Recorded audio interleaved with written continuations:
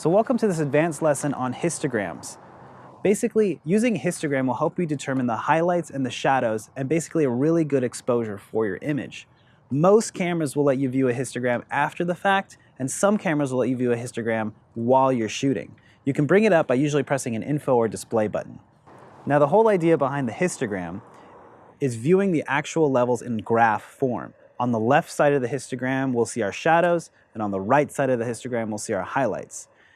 Up and down will be the levels of exposure in the graph. So you want to get a really nice, healthy exposure by having a good, medium, fat graph in the middle between your shadows and your highlights.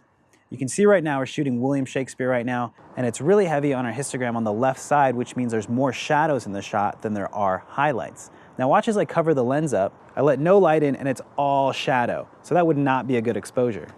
Let it open up and you see how it went from brightness as the camera adjusted its shutter. Now we have a nice fat histogram. I'm going to switch it over to manual so you can really see what we're doing here. Watch as I adjust the shutter on William Shakespeare and it gets brighter and brighter. That whole graph is moving towards the highlights because we're blowing things out. We're making our shutter slower to let more light in, and it would not be a good exposure. So now let's go the other direction. So now we're at 25/100th of a second in our shutter, not letting a lot of light in. You can see our histogram is showing a deep side on the shadows, not a good exposure. So I could go ahead and just stare at a histogram without knowing any of the settings and understand what a good exposure is.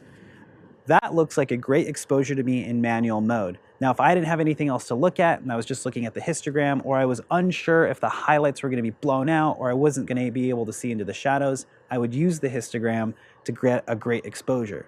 If I saw any of the graph in the far left, the shadows would be gone. And if I saw any of the graph in the far right, the highlights would be gone.